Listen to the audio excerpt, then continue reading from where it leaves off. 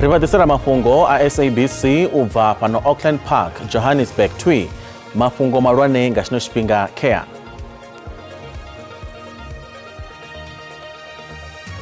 Zwingo zvikoro zwa zvino zvonovhura na kazvitereki zvokwameyaho nga midhalo pala mopani na vembe unduni la Limpopo. No new cases since I left IPID have been taken up again, which involves systemic corruption and corruption. Mulwane wa kale wa IPID vo Robert McBride vo vudza paramende uri chiimiso chenecho chova chichithonipiwa na opiwa pasi apanga phanda havo. We played a role as the chair of the Digital Transformation Task Force in the B20, where we looked at issues of connectivity in the country and also looked at skilling of young people. Khuvangano ya zwa ekonomi ya lifasi World Economic Forum yosedza kha kushumiselwe kwa AI utandulula khaedu. Nda ndi madekwana ndine Chanduko Ligege ndiko vatanganedza kha mafhungo pano kha SABC2, SABC Plus na khali haye lori voxelwa afayani ngari verothe.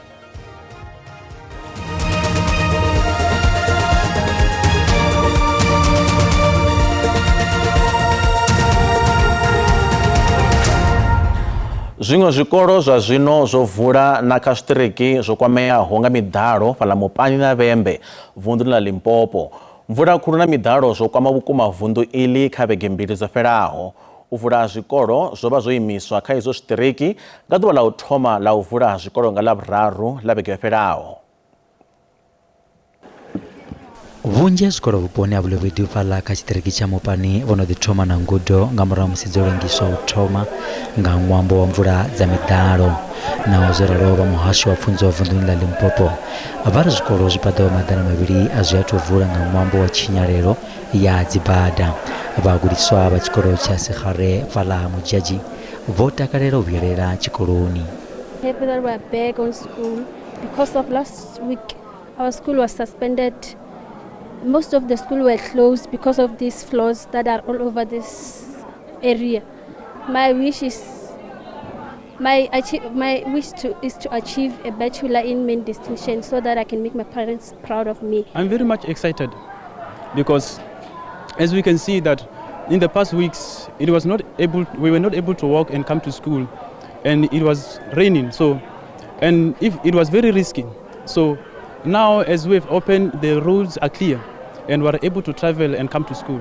Ndira ine yakuli va tshikoloni ichi nayo neyo chinyadzwa nga mvula. Vamwe miraḓo yenepo muvhunduni vo lingedza na u lugisa idzo bada naho zwo ralo asi vhoṱhe vhadededzi na matshudeni vho vhuyelelaho zwikoloni. Drava ya ula rigolo ai na be e re tshwara botse ka baka la bula le bona bula ka mafula. Le yana bjale ke le so ba bangwe ke disara aba khona go fita dikoloni ka baka la noka. Le ke noka ba bangwe ba khona go fita ka baka la noka. Ndan ka gwa ke noka be ba bangwe ba ka se khona go fita ka baka la noka. Bana ba go do gwa daja go fita khoboni mabula na ba balla go dagar meelie ka mga ga ile maboro ile meedi bana ba balla go tsela re ko bela thuso ya ro be le zibrichana nyana re bana ba kona drabo ba deskolong. Tsela e le berekise ke o mowe a e tsamaye digoloi I'm sure le di bono re parkile outside the road because of this rain. So re bela mushware na o ga kona o ruthutsha ga o pave zela ye ore ma teacher ada kona o fita mo sigoloni a botse. Musi zwo delalo va muhasho vo dzula vo lavhelesa tshiimo tsha mvula. Zwikolo zvinofira maḓana mana vunḓuni la Limpopo a zwo ngo kona u vula namusi nga ṅwambo wa u sa swikelelea zwavhuḓi. Vha muhasho wa pfunzo vha kha ḓi ita tsedzuluso afho kha zwikolo zwo kwameaho vhukuma nga mvula khulu yo vhangwaho nga miḓalo. Zwikolo zwa maḓana mana fuṱhanu mbili 452 zwo kundelwa u vula mulovha na namusi kha vhadededzi na vhagudiswa. Vhagudiswa vha vhupo ho kwameaho vhukuma vha tsibudzwa uri vha songo ya zwikoloni. Zwiṅwe zwipiḓa zwa vhuponi ha vhembe na mopani zwi kha ḓivha kha tshiimo tshi si tshavhuḓi na luthihi. Muambeli wa muhasho wa pfunzo Limpopo Vho Mike Maringa vha ri vha ḓo ḓivhadza zwine zwa ḓo tea u itwa kha zwikolo izwo hu si kale. Fulo la ukulumaga nga murahu ha miḓalo ḽo thoma fhaḽa kha masipala wa Nkomazi vunḓuni ḽa Mpumalanga. Mvula khulu dzo sia dzo tshinyadza miḓi ya vhadzulapo yo ḓala nga maḓi na thophe ngeno bada dzo tshinyala. Fhedzi vhadzulapo vha na mbilaelo kha muvhuso hune vha ri zwililo zwavho a zwi pfiwi. Vho Timothy Khoza vha miṅwaha ya 5 vha khou dzula afha lwa miṅwaha ya 15 vha ri muḓi wavho une wa vha na matope u vha wo tou rali tshifhinga tshoṱhe musi mvula i tshi na. Fhedzi zwa zwino miḓalo yo vha yo kalula muḓini wavho. Vho Khoza vha khou vhiledziswa ngauri khumbelo yavho yo ṱoḓa thuso a i khou pfiwa tshifhinga tshoṱhe. La mandi ahlala ngihlupha right through nedungwana ethi imvula ihlala ina right through igcwala la mandi la ekhaya manje ukuthi isibe sabikela sikhansela nawo botobona ukuthi lokho asitha ngayo. Aba vhadzulapo vha ri maḓi a mvula a tshinyadza ndaka yavho nga ṅwambo wa u fhaṱiwa ha bada nga nḓila i si yavhuḓi. Siyafa shem ngemvula lesikontiri sethu lesi sendeka kabi then khona lesimgodi khona uma simgodi vele kulidamu lamandi afike agcwale makagcwala lamandi ithine ngoba sihlala etindleleni abese angena nalamakhaya ethu. Niyatibonela nani namposisi sihlala ehlathini indlela emoshakele kudzala sibatshela kamasipala ngathi uthi ngeke kangaka bangathi bobhuti lapha bangeta la batakutshela ukuthi lo ngibani undoda. Vamasipala wapo wa Nkomazi va ri va khadilevelesa tshinyelo yo vangoho nga miḓalo. 500 houses have been badly affected. Our assessment is still continuing in all the villages. What I can safely say is that almost every village has been badly affected by the recent rainfall. Our team, the disaster management team, is on the ground trying to assess the extent of the damage since the rain has subsided. Vhadzangano la Gift of the Givers vha khou lavhelelwa u thusa vha miṱa yo kwameaho kha vhupo ho fhambananaho ino vhege. Miḓalo yo kalulaho yo kombetshedza uri vhadzulapo vha zwigidi vha ṱutshele miḓi yavho ngeno vhaṅwe vho tou vhuvha nṱha ha ṱhanga musi dzinḓu dzavho dzo tou kama maḓini. Ndingedzo dza u phulusa vhathu kati musi mvula khulu dzi tshi khou bvela phanḓa na una. Miḓalo vha nga u tshinyalelo khulu nga nṱhani ha mvula khulu dzine dza khou bvela phanḓa na una yo sia vhunzhi ha vhathu vho ṱutshela mahaya avho ngeno vhaṅwe vha vho hayedzea nṱha zwifhaṱo vho phulusiwa. Zwifanyiso zwo dzhiiwaho nga khamera nṱha zwo sumbedza vhunzhi ha fhethu hu maḓini ho sala ṱhodzi dza miri fhedzi. The most important thing is that I'm alive. Whoever can help will help. God knows why this happened. Vha u phulusa na vhaṅwe vhathu vhane vha khou ḓiṋekedzela u thusa vha khou shumisa zwikwepete u phulusa vhathu vha edzeho nṱha zwifhaṱo u vha isa fhethu ho tsireledzeaho. Vhaaluwa na vhana ndi vhone vhathu vhane vha khou thusa u thoma sa izwi maḓi a tshi khou engedzea. I feel better leaving this place because I don't know what will happen during the night. Here the risk is too high. Vhadzangano la ḽifhasi la Red Cross vha ri vhathu vha zwigidi zwa maḓana rathi fumbili vho kwamea ngeno miḓi ya zwigidi zwa fusumbe mbili dzibada boroho na senthara dza zwa mutakalo dzo tshinyadzwa nga miḓalo. He says, we have rescued many people from risk zones and brought them here. We register them, give food, and if they don't have family nearby, we take them to resettlement camps. President wa la Mozambique Bo Daniel Chapo vho litsha lwendo lwavho lwa u livha ngei khuvhanganoni ya ḽifhasi ya World Economic Forum ngei Davos vhone vha ri vho sedzesa kha mushumo wa u phulusa vhadzulapo vhavho. Mushumo wa u phulusa vhathu u kha ḓi ya phanḓa. Zwa zwino ri livha kha vhupfiwa ha vhaṱaleli nga vhagudiswa vho kwameaho nga miḓalo. Masina vhupfiwa vhu tevhelaho ndi ya vhaṱaleli a si ya SABC. Just u to checka kha dzi video dzine vhathu vha khou posta ngori a ri tou vha vhuponi ha mahayani. Nṋe ndi vhona tshiimo tshi sathu tou vha kha nḓila yo uri vhana vha nga kona u humela zwikoloni ngori dzi bada dzo ṱhukhukana ende dzi mvula dzi tou ima ende hu na vhana vhane vha tea u pfhuka milambo vha tshi khou ya zwikoloni. So nṋe ndi pfha hu sathu lugela uri vhana vha nga kona u vula. Tshikoloni ndo ya muḓulu wanga o ya ḓuvhani ḽa ṋamusi ndo wana hu na vhana vho vhalaho nga maanḓa. Nda livhuwa na vhabebi vho kona u dzhia vhana vhavho ngauri na nṋe nda ndo yo dzhia muḓulu wanga ndo mutevhela haningei tshikoloni u dzhena Mutende primary school tsho no wanala Tshisaulu Posaida zwithu zwo tshimbila zwavhuḓi nga maanḓa. Nga ngeno hune nṋe nda vha hone zwa zwino kha primary ya Masisi tshiimo tshishaphu vhana vha khou kona u ya zwikoloni fhedzi ra vha na khaedu kha sekondari ya vhoriṋe ya tsini ine ya vhona uri ndi ya Fetani. Vhana a vha ngo ya tshikoloni, maḓi a kha ḓi elela ṅwedzini une vhana vha fhira ngawo, a huna bada buroho yo ṱhukhukana. Nṋe ndi khou vhona ungari zwo khakhea badi uri vhana vha ye tshikoloni. Ri tshi khou tshekha ra vhona uri siani ḽa milambo ye yavha yo ḓala a huna mulambo wo no xaho. Nyimele i kha ḓi vha nga ineḽa nḓila ye yavha nga yo murahu. Vhathu vha tou nga ri vha khou tevhedzela zwo MEC amba vha si tsha ṱhogomela vhutshilo ha vhana vhavho. Nṋe nga hafho hune nda vha hone vhana vho ya zwikoloni vho tsireledzea. Hafha Polokwane Madiba Park, Thabela Gardens vhana vho ya zwikoloni nahone vho tsireledzea. Ndi vhona mushumo wavhuḓi nahone vha tshi khou ya tshikoloni u tshi wana na badani vhandanga vhuendi vha tshi khou tsireledza vha tshi khou thusa uri vhana vha ye zwikoloni zwo tsireledzea. Ndo vhona mafhungo avhuḓi nga maanḓa. Vha songo ṱutshela kule ri a vhuya zwenezwino.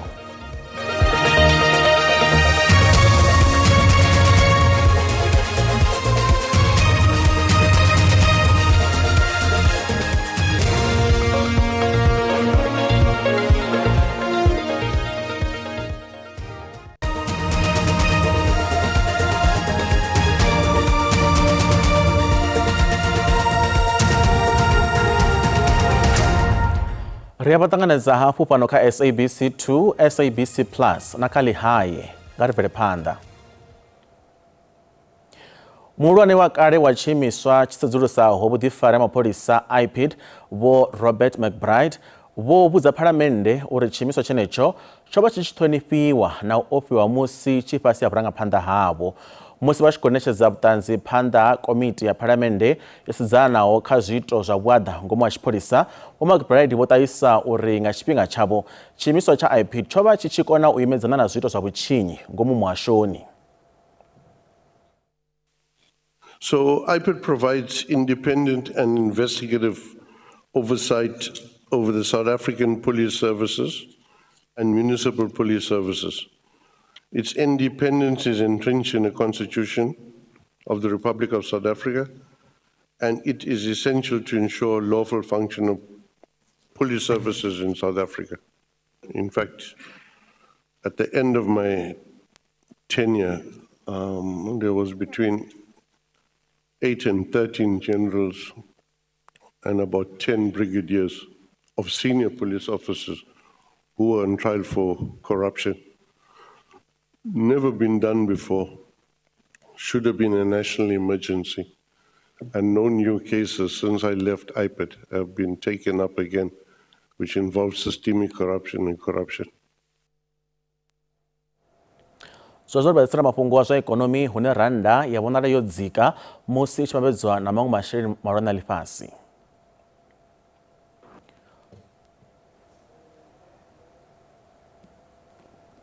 Vhunzhi ha vhadzulapo vhafhaṱu vha ḓorobo ya Johannesburg vha khou dzula swiswini ri no fhira vhege vha ri vho kombetshedzea u laṱa zwiḽiwa zwo tshinyalaho ngeno vha tshi khou balelwa u rumela vhana vhavho zwikoloni musi khalaṅwaha ya u guda uno ṅwaha i tshi thoma. Vhaṅwe vhavho vhane vha shumela hayani vha ri u lozwea ha muholo zwo engedza iṅwe khaedu ya u ṱhogomela miṱa yavho. My kids didn't go to school. Basically, we couldn't provide food. Our food went off. We've had to throw away thousands and thousands of rands of food away, and there's no remuneration for that. A lot of the work I do is work a lot of the work I get paid for is work that I do. So throughout this power outage, without having electricity and the ability to work, I've lost a lot of money. Varsity Power Johannesburg vha ri u ṱuma muḓagasi zwi siho mulayoni zwi khou lemedza tshumelo ine ya tea u ṋetshedza muḓagasi kha vhadzulapo. Vha ri hu khou vhuedzedziwa dziṅwe tshomedzo na hu na u salela murahu ha u vhuedzedziwa tshomedzo i ḓuraho randa dza biḽioni dza R4.9. The unfortunate part is that we've got a 44 billion rand worth of backlog with only 1.2 budget of capital injection across the entire city, not in a city only, across the 7 regions of Johannesburg. 44 billion versus 1 billion. You'll see where we should redirect funds. How do we make sure that everybody else is covered within the limited budget? Vakhanselara vapo vhuponi uhu vha ri Varsity Power vha khou isa phanḓa na u kundelwa u swikelela ṱhoḓea dza vhadzulapo. The city power people take days and days to get power restored. We're pushing them. The city power people are using councillors as a front line. They're hiding behind the councillors. The residents come to the councillors, and the city power guys are not taking us serious. When this power went out, I can understand they've already got a standard 3-day turnaround time. And I started cautioning them that, guys, this is not a rich area. Residents are losing their livelihoods here. They're throwing food away that they don't have. vadzirapo avo vaduva ha Johannesburg vari vavisina mutakasiro maduva maviri kavege ngauto angaredza kubva chamwa 2024.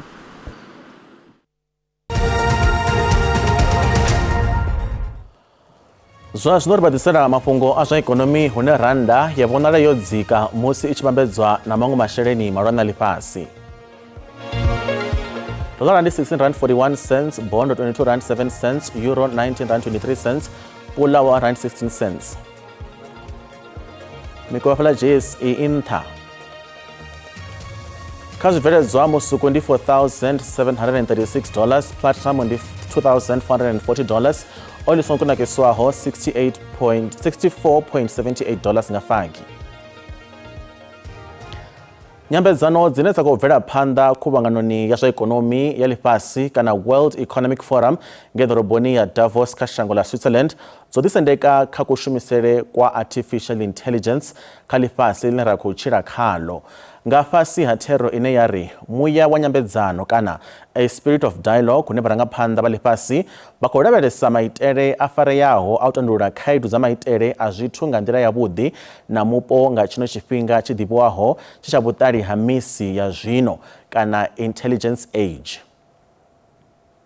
I played a role as the chair of the Digital Transformation Task Force in the B20, where we looked at issues of connectivity in the country and also looked at skilling of young people.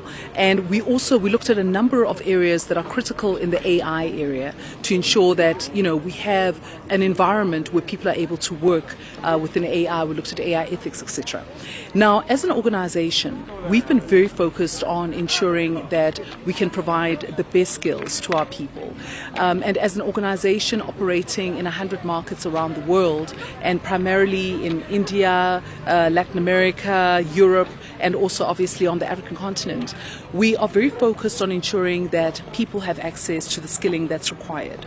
We use a lot of large language models, we use AI agents within our business to ensure that we have access to the best products for our consumers, and we have 2 billion consumers around the world. Ana musi mafhungo agumanefa dzivhula nenjerere wa tevhela na mutsho apa madekwana anthesa wanda usipatu chedzo nda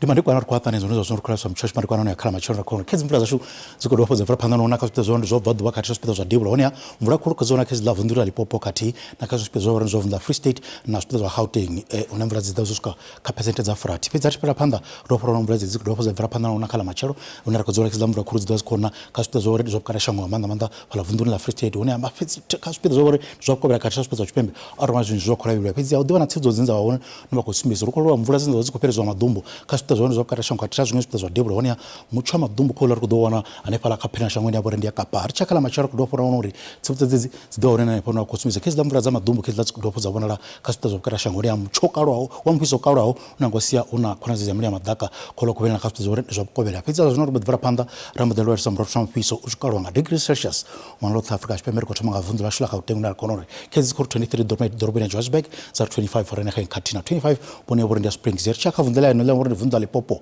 na pera kwa mchona bore udo di fisa fala upone bore ndia giani za 25 za 22 za kati na 25 upone bore ndia palaurwa pese pera panda chaka vundela bore nduvundula Mpumalanga na pera kwa mchona bore udo fisa fala skukuza za 36 za 26 kati na 22 Mbombela kati na 21 upone bore ndia Carolina mchaka vundela bore nduvundu la KwaZulu Natal hapera kwa mchona bore naone udo di fisa fala Richards Bay za 25 za 26 dobone ndia Durban kati na 25 upone bore ndia Pietermaritzburg mataka vundela bore nduvundu la Eastern Cape na pera kwa mchona bore udo fisa kuma fala Mthatha za 29 za 34 kumani kati na 30 upone bore ndia Malitswayi mataka vundela bore ndivundu la Western Cape na pera kwa mchona bore udo fisa kuma fala Glen Williams unazidosuka ka 42 kati na 40 pala Fred Ndal matarchi para panda chaka vundele bore ndi vundo la Northern Cape na pa kula mchono bore udobisa kuma pala Uppington zar 37 zar 30 kuruman kati na 31 mchono bore ndwa mvura kazila sikona na hospital zinyo vundele ni fezi ya kavundela Free State na re pandi mchwa mvura na kuona la zikona hospital zinyo vundele fezi za 29 pala Bothaville zar 25 Frankfurt kati na 26 bore ndia Sasolburg matara zonro bode pesa ngvula shilo vundo la Northwest na kuona ndi mchwa mvura na kuona hospital zinyo vundele fezi za 25 pala Potchefstroom zari 27 pala Autozal kati na 29 popone bore ndia Freiburg matango tanga zobva katafala mucho ndizorora fazweni matakona alutsere udawuse kwa bode nda